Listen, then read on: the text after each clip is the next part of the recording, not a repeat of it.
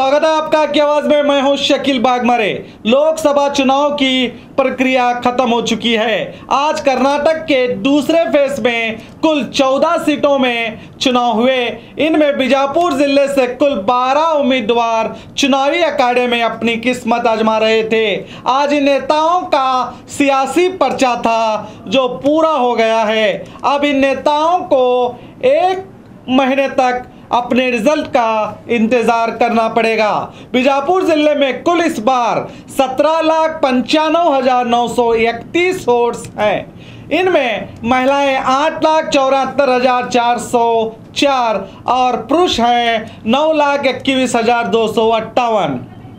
2014 में वोटर्स थे 15,78,391, यानी इस बार 2,17,540 इन 5 सालों में वोट्स बढ़े हैं। 2014 में बीजेपी के रमेश जिगजिंगी को जनता ने 4,71,757 वोट दिए थे और कांग्रेस के उम्मीदवार प्रकाश राठौड़ को जनता ने 4,01,938 वोट दिए थे। रमेश जिगजिंगी ने 69,819 वोट्स के अंतर से जीत हासिल की थी। अब मुकाबला गठबंधन सरकार से है। गठबंधन सरकार की जेडीएस उम्मीदवार सुनीता चौहान और रमेश जिगजिंगी में कांटे की टक्कर तो बताई जा रही है, मगर जहां तक वोटिंग का सवाल है परसेंटेज काफी कम हुआ है, जिसे देखते हुए किसी भी पक्ष के खाते में ज्यादा वोट गए हैं और ये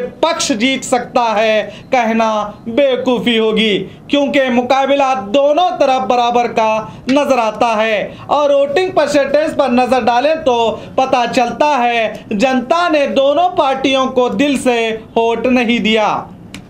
एक तरफ जनता रमेश जिगजिंगी को ना चाहते हुए भी मोदी को देखते हुए वोट देती दिखाई दी और बीजापुर शहर के एमएलए बसनगौड़ा पाटिल भी रमेश जिगजिंगी से काफ़ी नाराज दिखाई दिए और इन्होंने रमेश जिगजिंगी की जीत के लिए प्रचार नहीं किया। और दूसरे तरफ कांग्रेस के कार्यकर्ता में भी कांग्रेस के उम्मीदवार को टिकट ना देने पर काफ़ी कम जोश देखने को दिखाई दिया और जेडीएस के कार्यकर्ता और नेताओं का भी जोश काफ़ी कम रहा। इसकी वजह थी सीनियर नेताओं को टिकट ना देकर एमएलए देवानंद चौहान की पत्नी सुनीता को टिकट देना और बंजारा समाज के नेताओं ने भी कोई जोश नहीं दिखाया।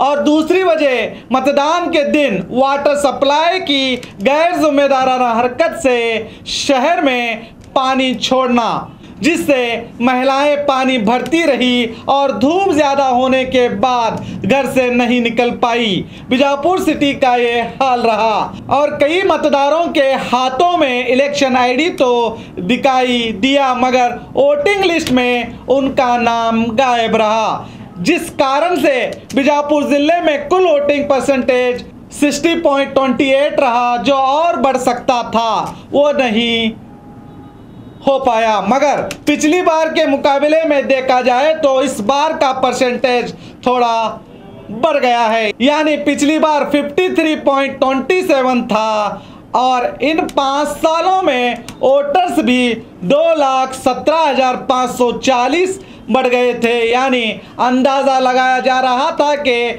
इस बार 65% से भी ज़्यादा परसेंट बढ़ने की उम्मीद थी। अब आपको और हमें 23 मई का इंतज़ार रहेगा कि कौन सी पार्टी बाजी मारेगी। तो देखते रहिए बी न्यूज़ नेशन, जो देता है सच्ची खबर।